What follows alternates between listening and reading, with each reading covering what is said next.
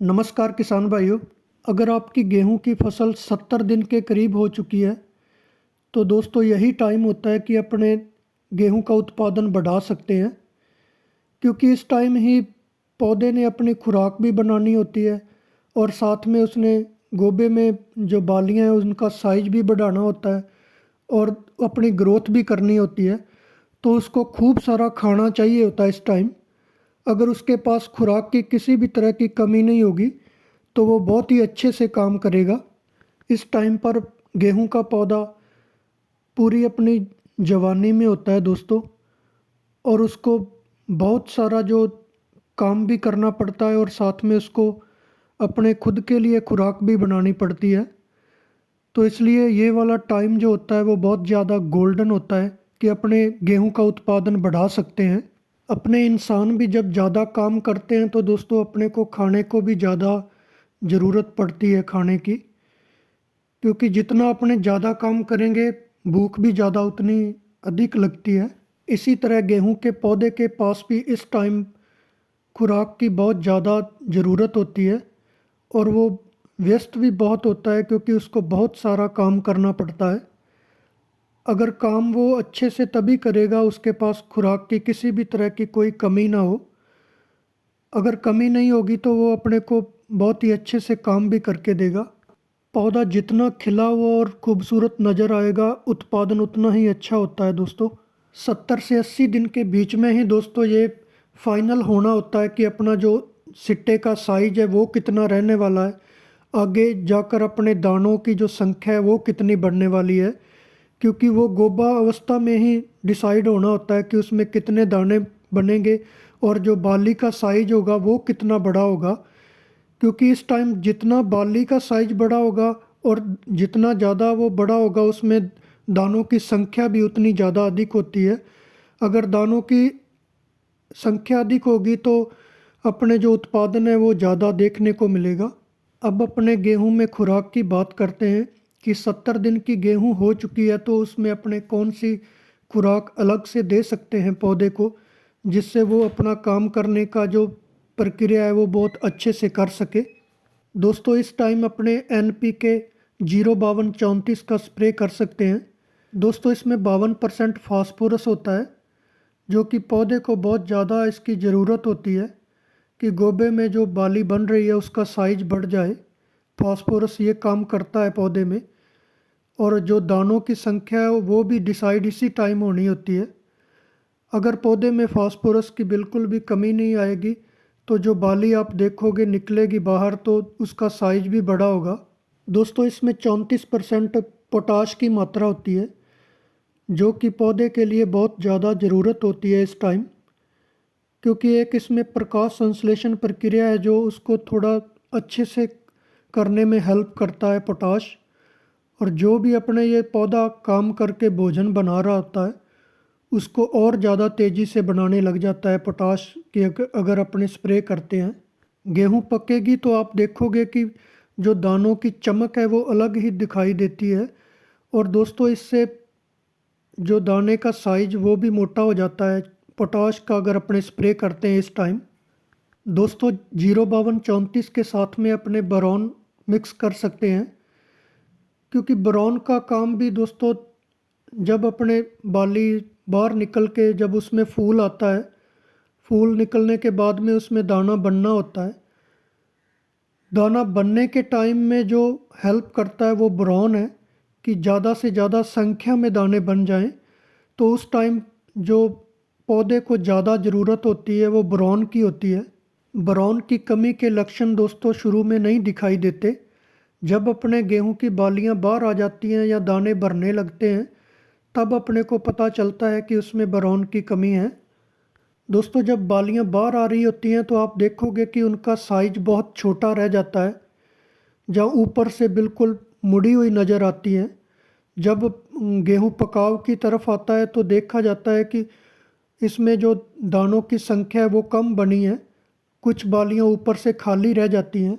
अगर 70 से 75 दिन के अंदर अपने बोरॉन का साथ में स्प्रे कर देते हैं तो जो आगे आने वाले टाइम में बोरॉन की कमी बिल्कुल भी पौधे में नज़र नहीं आएगी, और जो उत्पादन में कमी होनी होती है वो उसको अपने रिकवर कर जाते हैं इससे।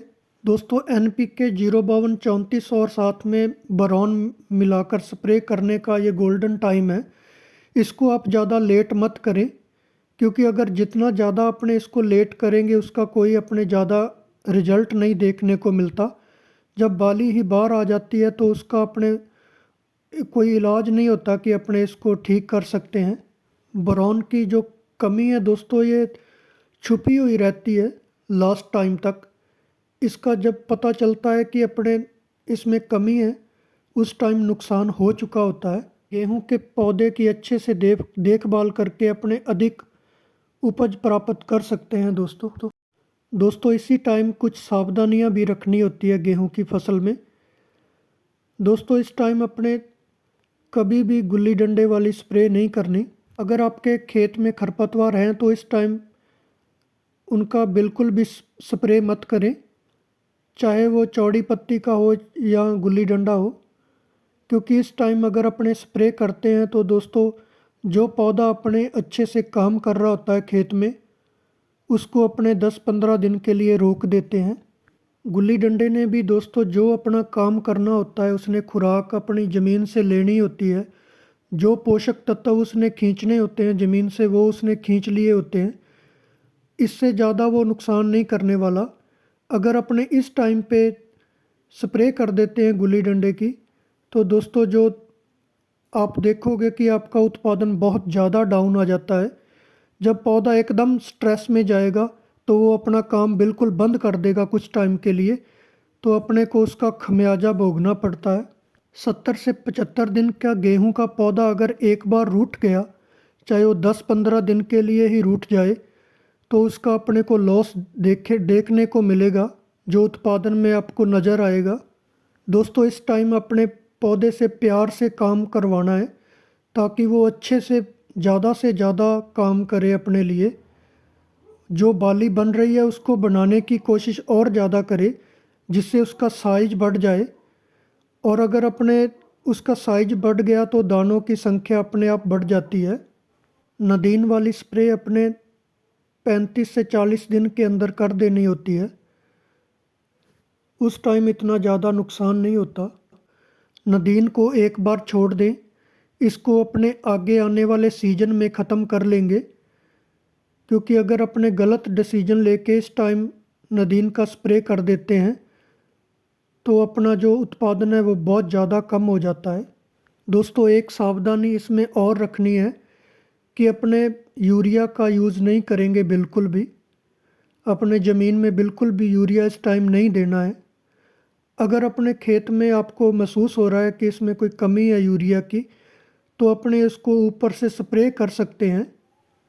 दोस्तों अगर अपने ऊपर से स्प्रे करते हैं तो वो आप देखोगे उसका रिजल्ट बहुत जल्दी पौधे में देखने को मिलता है। दोस्तों ये एक इंजेक्शन की तरह काम कर जाता है। बहुत ही कम समय में ये अपनी जो कमी है यूरिया की उसको रिकवर कर जाता है, और दोस्तों इसका रिजल्ट जल्दी ख़त्म भी हो जाता है कि पौधे में कोई ज़्यादा साइड इफ़ेक्ट नहीं देखने को मिलता। जब अपने नीचे से यूरिया डालते हैं तो उसका जो उसका प्रोसेस है वो बहुत ज़्यादा लंबा टाइम बना रहता है, जिससे पौधा कच्चेपन में चला जाता है और उसका जो लास्ट में गिरने की भी समस्या आपको देखने को मिलती है। इसलिए अपने इसका यूज़ अपने स्प्रे के रूप में करेंगे। 05234 के साथ में बिल्कुल भी यूरिया नहीं अपने मिलाना। अगर आपको यूरिया का स्प्रे करना भी है तो दोस्तों उसको अपने अलग से स्प्रे करेंगे, या वो अपने उसमें कोई माइक्रो न्यूट्रन वगैरह डालने हैं वो साथ में मिला के स्प्रे कर सकते हैं। दोस्तों NPK 05234 का स्प्रे सही टाइम अगर अपने कर देते हैं तो अपने उत्पादन में अधिक वृद्धि देखने को मिलती है। उसका अपने को बेनिफिट लास्ट टाइम जब अपने उत्पादन आएगा उसमें साफ नज़र आएगा कि अपने जो इसमें बूस्टर डोज दी थी उसका रिजल्ट लास्ट टाइम में अपने को देखने को मिलेगा। दोस्तों अगर वीडियो अच्छा लगा हो तो चैनल को सब्सक्राइब कर लें और साथ में बेल आइकन दबा लें। सभी किसान भाइयों का धन्यवाद।